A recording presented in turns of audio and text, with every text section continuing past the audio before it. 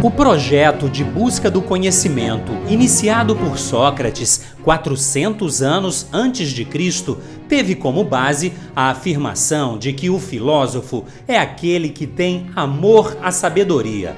Esta simples definição tem um grande conteúdo. Ela assume que a sabedoria é algo que existe de fato, que é agradável ao homem, tanto que é amada por ele, e por isso mesmo ela deve ser buscada.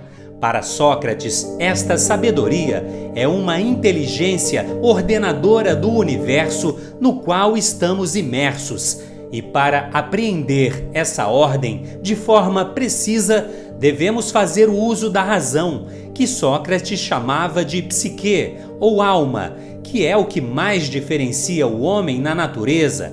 É um atributo distintivo do ser humano quando este é comparado a todos os outros seres.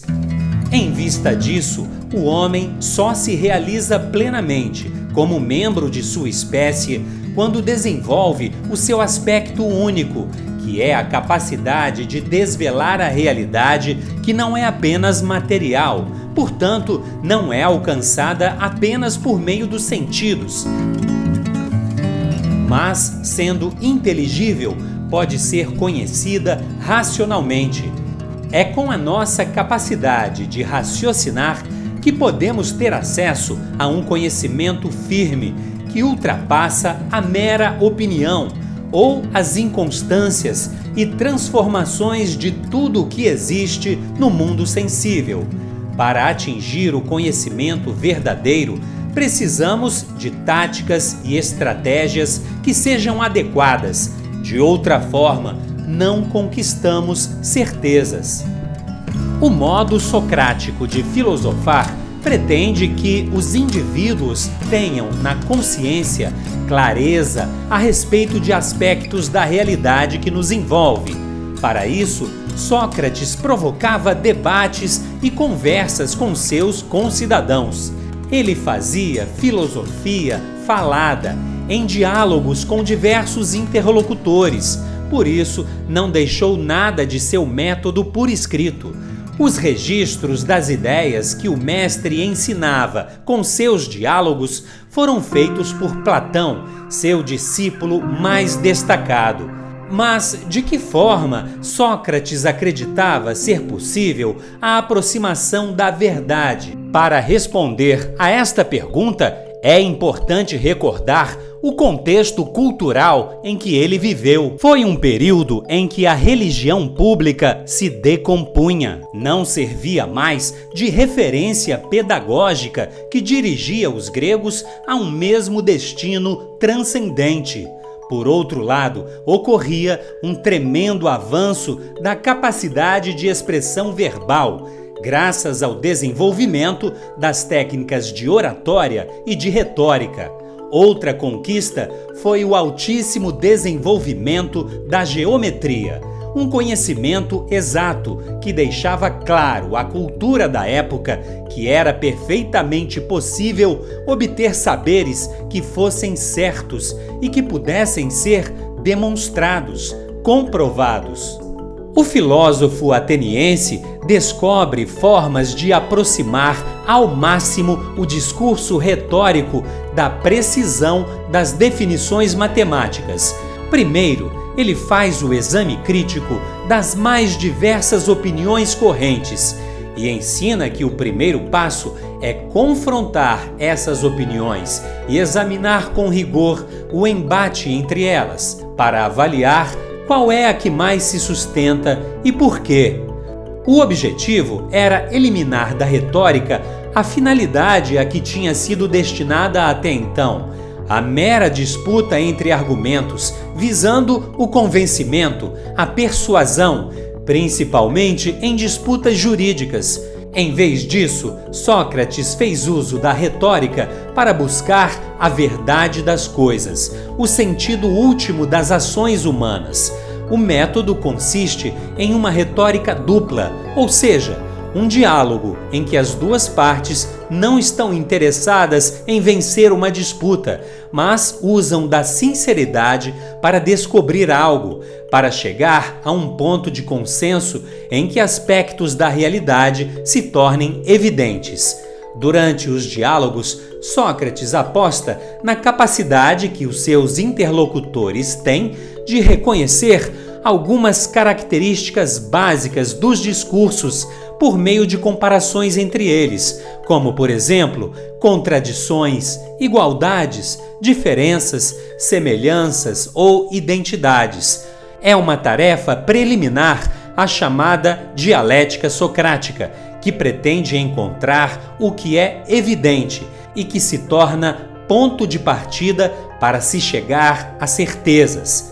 Assim, se tivermos 15 ou mais discursos a respeito de um mesmo tema, as evidências de ordem imediata são os critérios de confrontação desses discursos. Todos esses discursos devem ser submetidos a essas evidências. Um dos problemas é que as evidências são poucas e bem simples. Em torno delas é preciso construir hipóteses, teorias, opiniões que nos afastam de uma resolução simples. Então, todas as construções verbais que foram feitas a partir da evidência devem ser submetidas à técnica da dialética. Isso quer dizer que por trás de tudo o que foi pensado a partir de uma evidência simples, o filósofo vai buscar os fundamentos lógicos que sustentam esses pensamentos, ou seja, ele precisa saber se os discursos não desmentem a evidência original da qual partiram e se outras evidências são demonstradas no decorrer desses discursos ou teorias. A intenção é trazer o discurso de volta ao intuitivo, que é algo imediato e autoevidente. Uma outra condição para o discurso estar correto é ele ser capaz de repetir a percepção da mesma evidência e ela ser reconhecida como a mesma. Muitas vezes, esse reconhecimento não é tão simples de ser feito, mas se estivermos atentos, percebemos que as mesmas relações de evidência estão se apresentando novamente no decorrer do discurso. Uma terceira condição é a de que a evidência primária transfira ao discurso algo de sua validade. Essa transferência de validade é feita por meio do que nós chamamos de prova.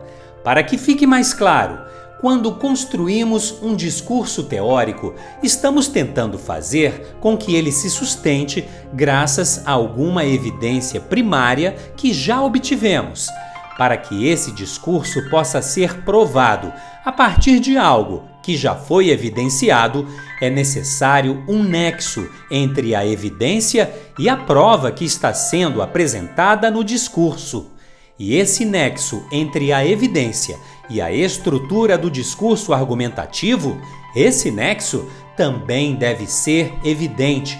E só podemos nos dar por satisfeitos quando esse nexo com a evidência inicial também for algo evidente, algo de intuição imediata. Caso ele seja um nexo apenas discursivo, precisaríamos de outra prova para chegarmos a um outro nexo, que poderia também ser apenas discursivo em vez de intuitivo. E assim poderíamos entrar em uma espiral infinita de argumentos sem nexo intuitivo, o que faz a teoria desabar como um castelo de cartas. Um exemplo pode ser encontrado no famoso silogismo: todo homem é mortal, Sócrates é homem, logo Sócrates é mortal. O que vemos aí é que existe um nexo entre todo homem é mortal e Sócrates é mortal. Este não é um nexo puramente lógico, é um nexo intuitivo, porque todos quer dizer cada um.